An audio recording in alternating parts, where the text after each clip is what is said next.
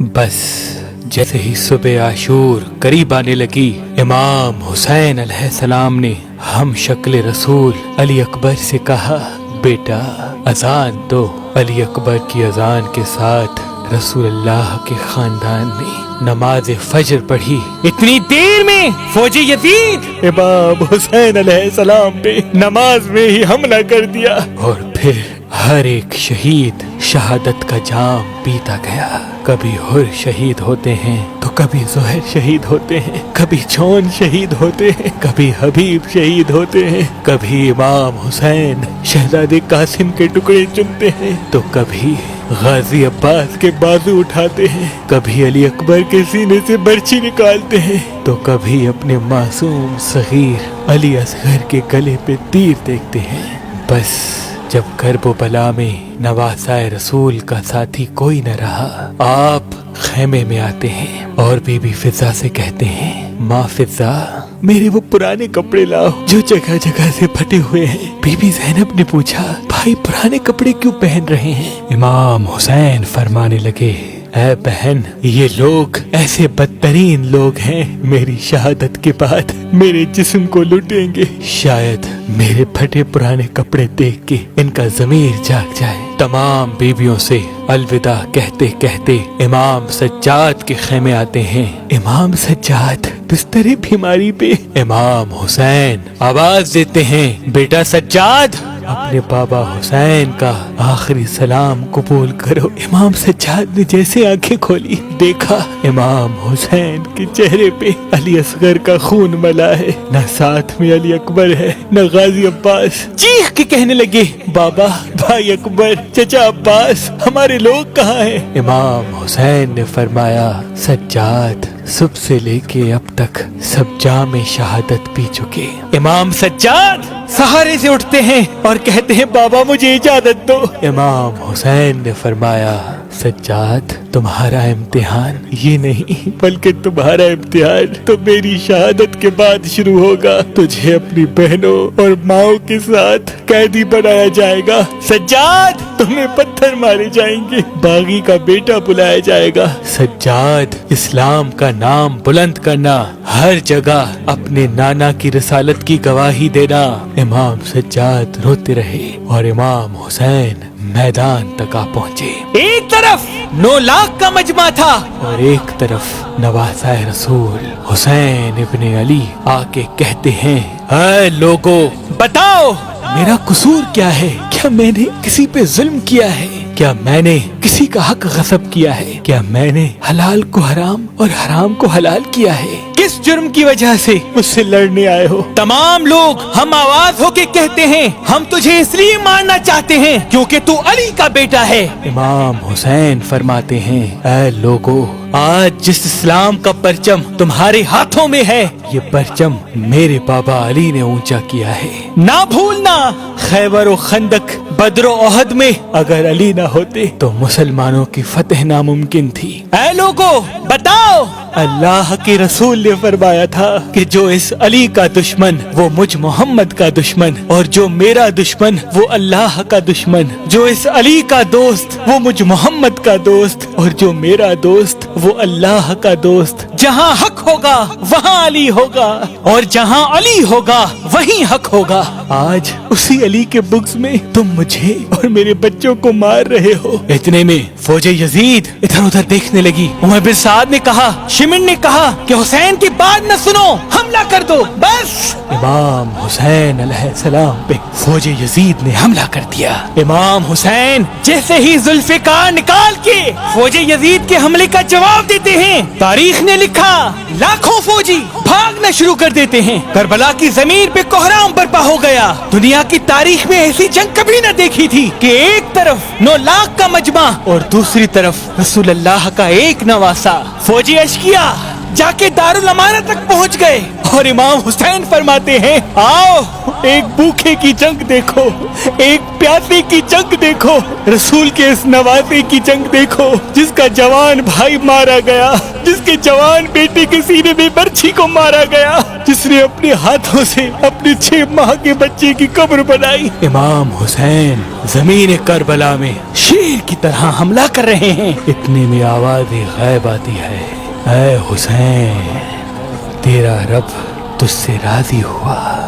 इमाम हुसैन ने इस सदा को सुन के जुल्फिकार को थाम लिया। उमर बिन साद ने कहा, शिमर ये अली का बेटा है, इसको शहीद करना नामुमकिन है, जाओ खेमों को आग लगाओ। बस फौज ने बीबियों के खेमों को आग लगा दी। इमाम हुसैन कभी खेमों की तरफ बढ़ते हैं, कभी फौज की तरफ आते हैं। उमर बिन साद ने कहा, इस 9 लाख की फौज को 4 हिस्सों में तकसीम कर दो और चारों तरफ दूर होके हुसैन की तरफ तीर नेज़े भाले फेंको। तारीख ने लिखा, फौजी यजीद ने दूर से तीर चलाना शुरू कर दिए। कहीं से तीर आते हैं, कहीं से कोई भाला फेंकता है, कहीं से कोई बर्छी मारता है। जिसके पास मारने के लिए कुछ न था वो करबला की गर्म जमीन से पत्थर उठा के इमाम हुसैन की तरफ फेंकता है। इमाम हुसैन का जिस्म जख्मों से भर गया। तारीख ने लिखा, इमाम हुसैन के जिस्म में इतने तीर लगे कि इमाम हुसैन का जिस्म नजर तक नहीं आ रहा। बस नवासा रसूल घोड़े की जीन से जमीन पे आते हैं। फौजी यजीद खुशी से झूमने लगी, लेकिन इमाम हुसैन का वो घोड़ा जिस पे इमाम हुसैन सवारी करते थे वो इमाम हुसैन का चारों तरफ तवाफ करने लगा ताकि इन तीरों और जख्मों को मैं अपने जिस्म पे ले लूं। वो घोड़ा दौड़ ही रहा था, इतने में उमर बिन साद कहता है, रुको कोई तीर न चलाए, अरे ये रसूल अल्लाह का घोड़ा है, ऐसा ना हो कि इस घोड़े को तकलीफ हो। अफसोस है रसूल अल्लाह के घोड़े का तो ये लोग एहतराम कर रहे थे जिस पे रसूल अल्लाह सवार होते थे, लेकिन जिनको अपने कंधों पे सवार किया उनका एहतराम भूल गए। बस इमाम हुसैन सर सजदे में रख के अल्लाह का जिक्र कर रहे हैं। इतने में जालिम आते हैं और इमाम हुसैन अलैहिस्सलाम के सर को कलम करते हैं। इमाम हुसैन के सर का कटना था, फौजी यजीद झूमना शुरू हो गई। तारीख ने लिखा, जैसे ही इमाम हुसैन का सर कटा लोगों ने सादात को लूटना शुरू कर दिया। कोई खेमों के अंदर आ गया और बीबियों के सरों से चादरों को लूट लिया, रसूल अल्लाह के घर के सामान को लूट लिया। तो कुछ लोग इमाम हुसैन के पाक जिस्म की तौहीन करने लगे। एक जालिम करीब आया, इमाम हुसैन के हाथ में एक अंगूठी थी, उसको उतारने की कोशिश की, ना उतरी। उस जालिम ने इमाम हुसैन की उंगली काट ली और फिर इमाम हुसैन के जिस्म मुबारक को करबला की गर्म जमीन पे इधर से उधर रस्सियों में बांध के घुमाते रहे। उमर बिन साद ने कहा, अब हुसैन की लाश का वो हश्र करते हैं कि रहती दुनिया तक कोई भी यजीद के खिलाफ आवाज न उठाए। हुसैन और उसके साथियों के जिस्म से सरों को काट के अलग कर दो और सबके जिस्म सामने रखो, घोड़ों को तैयार करो, इनकी लाश को पामाल कर देंगे। जमीन करबला गवाह है। कहीं से कोई कबीला आके कहता है कि अली अकबर की माँ उम्मे लैला हमारे कबीले की है, हम अली अकबर पे घोड़े नहीं दौड़ाएंगे। कहीं से कोई कहता है अब्बास की माँ हमारे कबीले की है, कहीं से कोई कहता है कासिम की माँ हमारे कबीले की है, कहीं से हुर की लाश को कोई उठा लेता है, कहीं से हबीब की लाश को कोई उठा लेता है। बस करबला की गर्म जमीन पे सिर्फ फातिमा ज़हरा का बेटा पड़ा रहा। किसी जालिम ने ये न कहा कि ये हमारे रसूल का नवासा है। बस घोड़ों को तैयार किया गया और इमाम हुसैन की लाश को पामाल किया गया। तारीख गवाह है, मशरिक के घोड़े मगरिब की तरफ दौड़ते हैं, मगरिब के घोड़े मशरिक की तरफ दौड़ते हैं। इमाम हुसैन की लाश को इतना पामाल किया कि इमाम हुसैन का सीना इमाम हुसैन की पुश्त से जा मिला, इमाम हुसैन के जिस्म के टुकड़े हो गए। फौजे यजीद इमाम हुसैन की लाश पामाल कर रही है और वहाँ शिमर और उमर बिन साद खुश हो रहे हैं। इतने में अंधेरा छा गया और यूं गरीबों की शाम बिछ गई। बेपर्दा बीबियां जमीन करबला पे बैठ के शहीदों का मातम कर रही हैं। इमाम सज्जाद ने देखा कि जमीन रो रही है, आसमान तड़प रहा है, कहीं कयामत ना आ जाए। अपने सर को सजदे में रखा और पूरी रात अल्लाह की नेमतों का शुक्र करते रहे। बस शाम गरीबा का ढलना था। 11 मुहर्रम का सूरज तुलू हुआ। शिमिर रसूल अल्लाह की बेटियों को कैद करता है और कैदी बना के कूफा और शाम की तरफ चला जाता है। इमाम हुसैन और उनके साथियों की लाश जमीन करबला में बेगौर कफन पड़ी रही। इमाम सज्जाद खून के आंसू रोते रहे। तारीख ने लिखा 3 दिन रसूल अल्लाह का नवासा बेगौर कफन जमीन करबला में बिखरा हुआ था।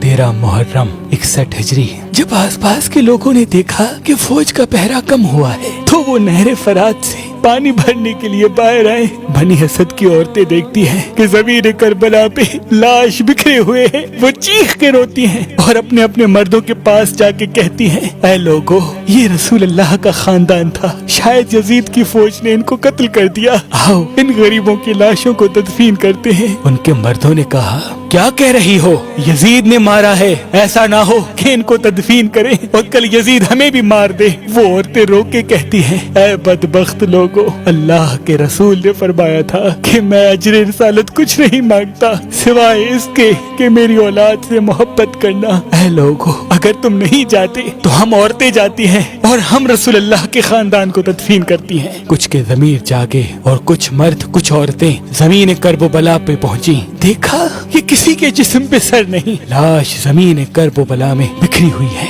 उन्होंने सोचा कि सबकी पहचान करना नामुमकिन है। ऐसा करते हैं, एक बड़ा खड्डा खोदते हैं और तमाम शहीदों को उस खड्डे में तदफीन कर देते हैं। और यूं वो खड्डा खोद ही रहे थे कि इतनी देर में मोजज़े से एक नूरानी चेहरे वाला कमर झुकी हुई आ पहुंचा। लोगों ने सोचा शायद कोई सिपाही है। वो कहने लगा, ऐ लोगो न डरो, मैं इसी गरीब का बेटा सज्जाद हूँ। और फिर इमाम सज्जाद अलैहिस्सलाम रसूल अल्लाह की अबा को उन लोगों के हाथों में थमाते हैं और जमीन करबला से इमाम हुसैन का जिस्म चुनना शुरू करते हैं। कहीं से इमाम हुसैन की उंगलियां मिलती है, कहीं से इमाम हुसैन के कंधों का गोश्त मिलता है, कहीं से इमाम हुसैन की पसलियां मिलती है। उस अबा में इमाम हुसैन के जिस्म को जमा करके एक जगह खड्डा खोदते हैं तो पहले से ही एक कब्र बनी होती है। वहाँ नवासा रसूल को तदफीन किया जाता है और साथ में अली अकबर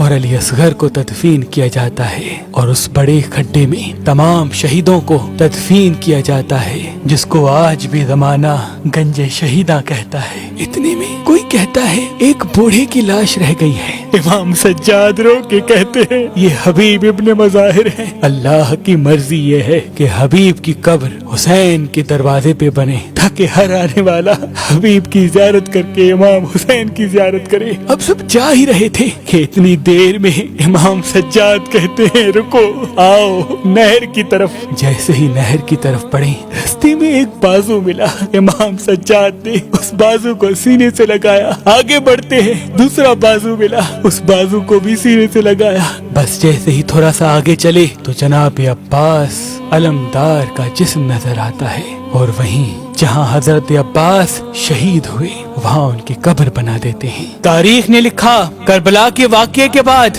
यजीद ने और आने वाले बादशाहों ने ये चाहा कि हुसैन की कब्रों के निशान भी खत्म कर दें, लेकिन अल्लाह जिसे चाहे उसे कोई खत्म नहीं कर सकता। लोगों ने चाहा कि नहर फरात का रुख इमाम हुसैन की कब्र की तरफ कर दें, लेकिन तारीख गवाह है नहर फरात का पानी इमाम हुसैन की कब्र के करीब जा न सका। आज भी अल्लाह ने अपनी इस निशानी हुसैन इब्ने अली की कब्र को हर खास अवाम के लिए तौहीद की निशानी बना के रखा है। लाखों लोग करबला आते हैं और नवासाए रसूल की कब्र मुबारक की ज़ियारत करके इस्लाम जिंदाबाद जुल्म मुर्दाबाद कह के इमाम हुसैन के रोजे की तहलीस चूमते हैं।